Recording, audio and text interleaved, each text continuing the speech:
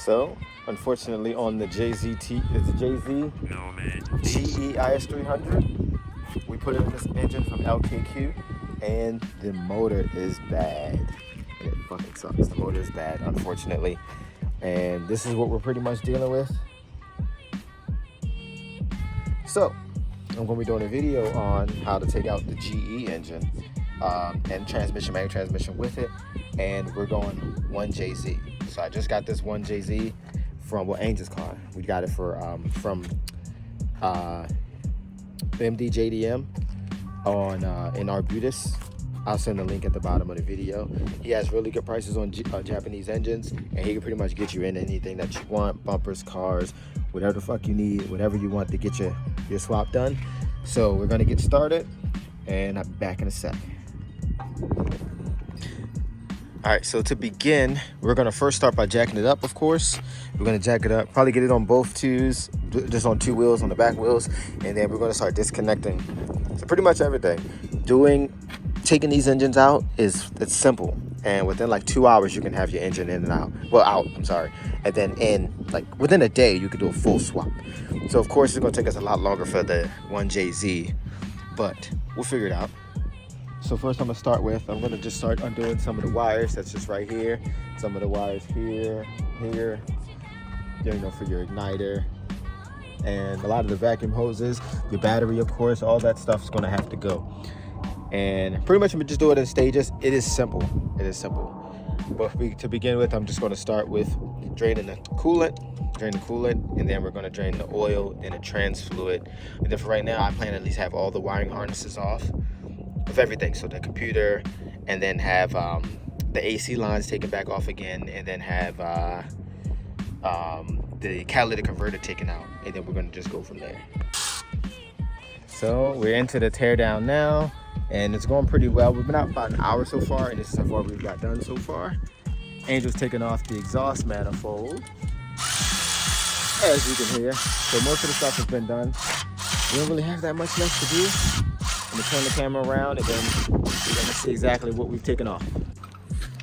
So far, to make this the easiest way possible and to not have your hoist being so high up in the air, real high, you just take off the whole front, which is pretty much simple and easy.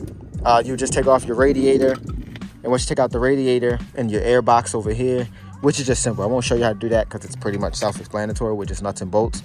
But once you take out the radiator, you just take off all of the top nuts here for this core support, and then we're going to just scoot it over and see how that works. If not, we have to take off, you know, like this line for the AC pressure switch, which I think I just got off in like 2 seconds.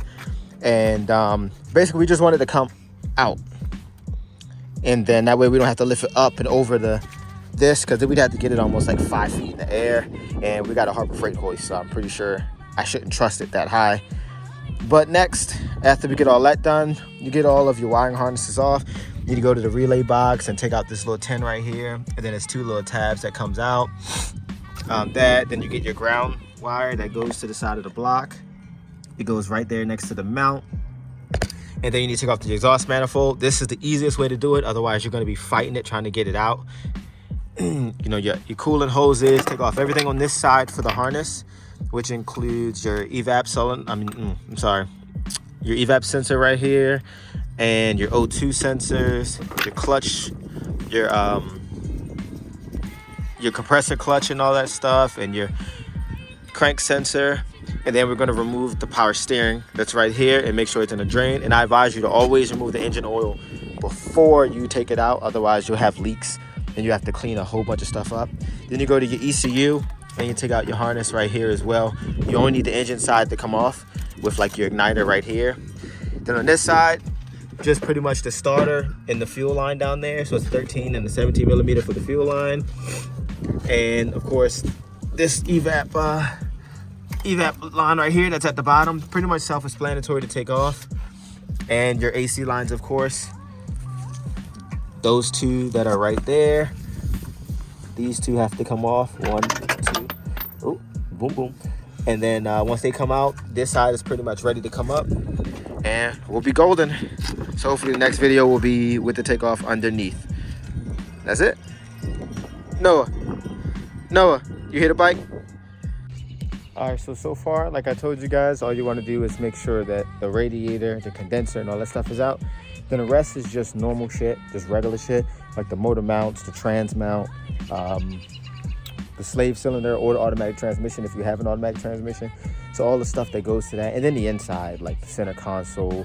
I feel like a lot of that is self-explanatory, but for the most part, this is just going to be just a process, not necessarily a tutorial, but a process between switching from a GE to a 1JZ GTE. So I'm gonna show you now how far I've gotten so far. I've been out here maybe 3 hours. So it's been about 3 or 4 hours to get it like this. And that was just with like, you know, some playing around. So if you decide to like get serious and have friends help you, then you can definitely be a lot faster. So pretty much this is where I'm at now. I'm almost out. So once you take off the exhaust manifold and your coolant lines, like I said, this wire right here, the coolant hoses for your heater core, your fuel lines, which go all the way right there, if you can see it, that line right there, your fuel line. What else? And your AC lines, of course, on this side, they're just 210s. Power steering, your evap line, that's right here. It just goes to that little cylinder down there, right there.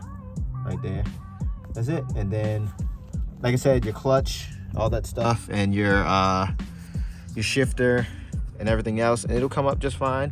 I hooked it right here. If you have a hoist, I hooked it right there on that one. And if you have this helpful thing right here, you could just hook it to that port right there with a 14mm bolt. And there we go. And for the most part, it's coming out really well, actually.